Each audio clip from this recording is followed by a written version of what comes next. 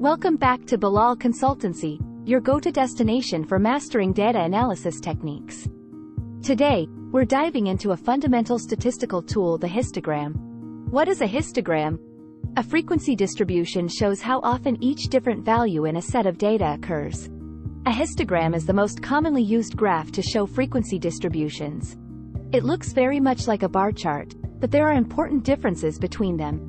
This helpful data collection and analysis tool is considered one of the 7 basic quality tools. When to use a histogram? Use a histogram when the data are numerical. You want to see the shape of the data's distribution, especially when determining whether the output of a process is distributed approximately normally. Analyzing whether a process can meet the customer's requirements.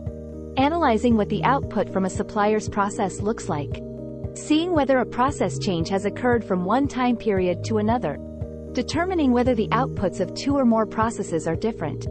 You wish to communicate the distribution of data quickly and easily to others. How to create a histogram. Collect at least 50 consecutive data points from a process. Use a histogram worksheet to set up the histogram. It will help you determine the number of bars, the range of numbers that go into each bar, and the labels for the bar edges.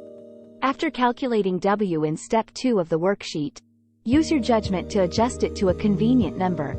For example, you might decide to round 0.9 to an even 1.0. The value for W must not have more decimal places than the numbers you will be graphing. Draw X and Y axes on graph paper.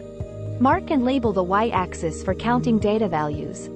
Mark and label the X-axis with the L values from the worksheet. The spaces between these numbers will be the bars of the histogram. Do not allow for spaces between bars.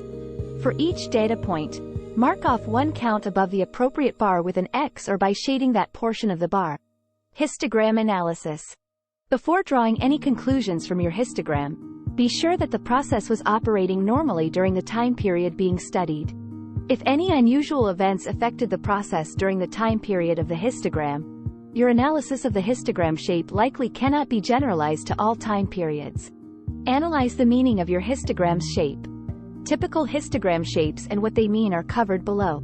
What are the 5 good features of a histogram? The following 7 features make a histogram an excellent visualization tool.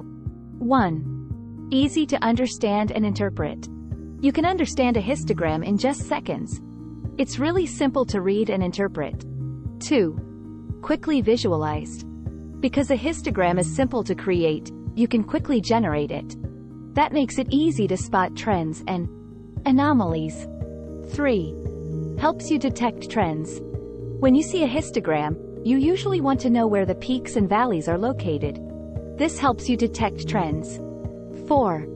Helps you identify anomalies. An anomaly occurs when a new event takes place. If you look at a histogram, you may notice a spike or dip in one of the bars. This tells you that an event took place in that data range. 5. Great for large datasets. Histograms are great for analyzing large datasets because they don't take up much space on the screen. You can easily visualize thousands of data points without having to scroll around. Histogram tools and templates. Histogram template, Excel. Analyze the frequency distribution of up to 200 data points using this simple but powerful histogram generating tool. Check sheet template, Excel. Analyze the number of defects for each day of the week. Start by tracking the defects on the check sheet. The tool will create a histogram using the data you enter. Histogram worksheet example. Typical histogram shapes and what they mean. Normal distribution. A common pattern is the bell-shaped curve known as the normal distribution. In a normal or typical distribution, points are as likely to occur on one side of the average as on the other. Note that other distributions look similar to the normal distribution. Statistical calculations must be used to prove a normal distribution. It's important to note that normal refers to the typical distribution for a particular process. For example, many processes have a natural limit on one side and will produce skewed distributions. This is normal, meaning typical, for those processes, even if the distribution isn't considered normal. Skewed distribution. The skewed distribution is asymmetrical because a natural limit prevents outcomes on one side. The distribution's peak is off-center toward the limit and a tail stretches away from it. For example, a distribution of analyses of a very pure product would be skewed, because the product cannot be more than 100% pure. Other examples of natural limits are holes that cannot be smaller than the diameter of the drill bit or call handling times that cannot be less than 0. These distributions are called right or left skewed according to the direction of the tail. Double-peaked or bimodal. The bimodal distribution looks like the back of a two-humped camel. The outcomes of two processes with different distributions are combined in one set of data. For example, a distribution of production data from a two-shift operation might be bimodal, if each shift produces a different distribution of results. Stratification often reveals this problem. Plateau or multimodal distribution. The plateau might be called a multimodal distribution. Several processes with normal distributions are combined. Because there are many peaks close together, the top of the distribution resembles a plateau.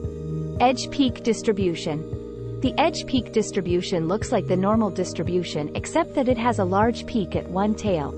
Usually this is caused by faulty construction of the histogram, with data lumped together into a group labeled greater than. Comb distribution. In a comb distribution, the bars are alternately tall and short.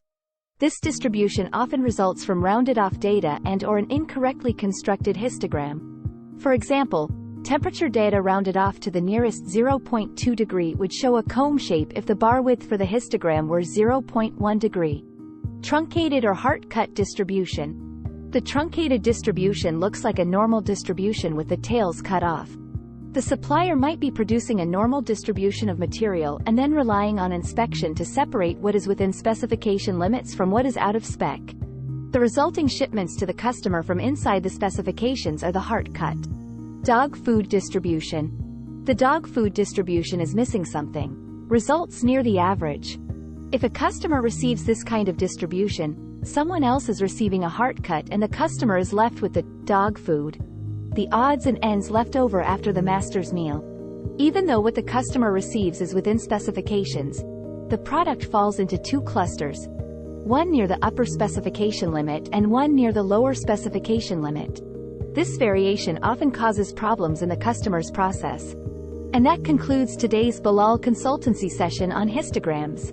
Remember, understanding data distribution is key to making informed decisions.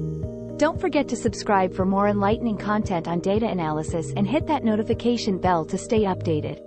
Until next time, happy exploring and deciphering your data.